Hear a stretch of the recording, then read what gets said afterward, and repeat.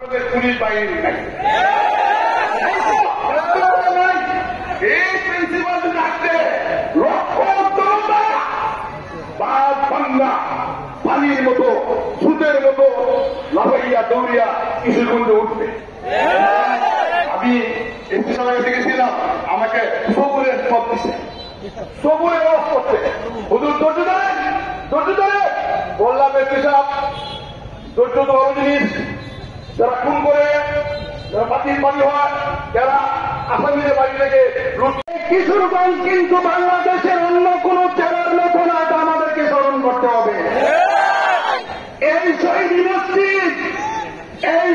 মসজিদ থেকে ডাক আসবে আমাদের কিশোরগঞ্জ ইমাম ওলামা পরিষদের সভাপতি এবং জামে আমদানিয়ার প্রিন্সিপাল আমাদেরকে যেই দিক নির্দেশনা দিবেন, প্রয়োজনে আমরা আবারও প্রমাণ করতে চাই আমরা ওলামায়ে কেরাম যেই নির্দেশনা দিবেন আমরা সেটা বাস্তবায়ন করব ইনশাআল্লাহ। এই কিশোরগঞ্জের ইতিহাস আমাদেরকে স্মরণ রাখতে হবে।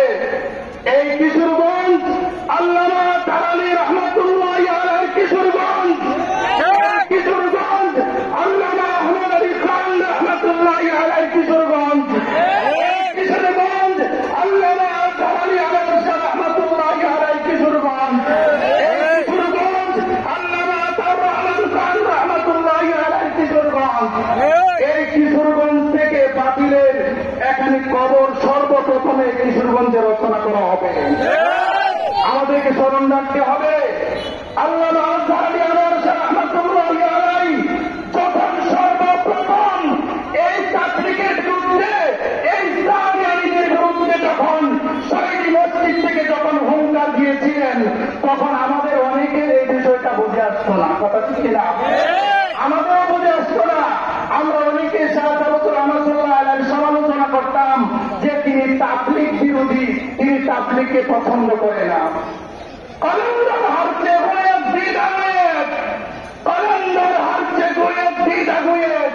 আল্লামা আজহারী আনোয়ার শাহ রহমাতুল্লাহি আলাইহি ছিলেন একজন দূরদৃষ্টি সম্পন্ন ব্যক্তি।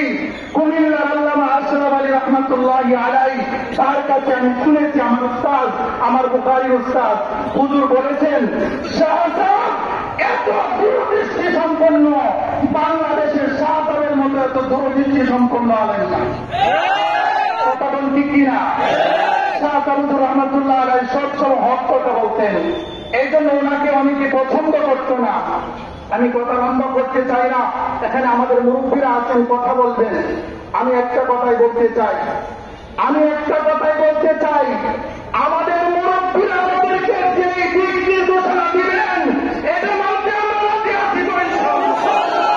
আমাদের মুরব্বীরা আমাদেরকে যেই দিক নির্দেশনা দিবেন, এই সাদিয়ানি ফেতনা বন্ধ করার জন্য আমাদের যা যা করা লাগে আমরা করতে রাজি আছি তো ইনশাআল্লাহ। আমাদের সবাইকে আমল করার তৌফিক দান করুন। সম্মানিত উপস্থিতি,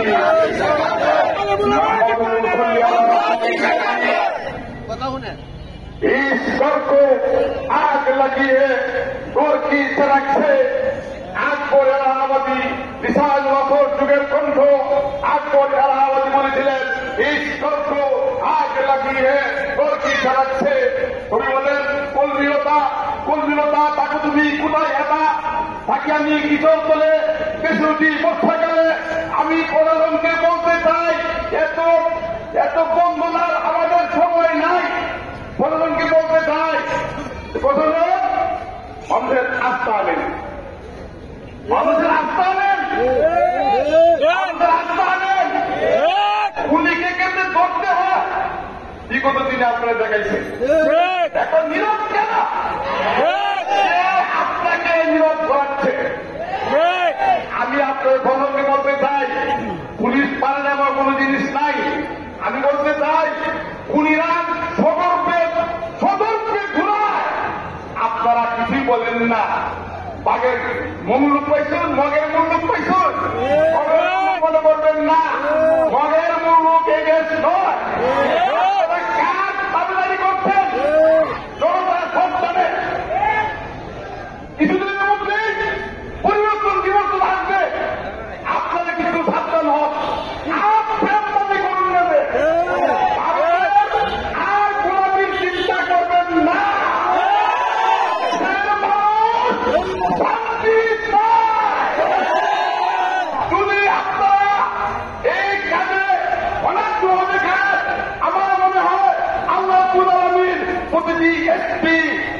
পিসি বদলাইয়া দিবে।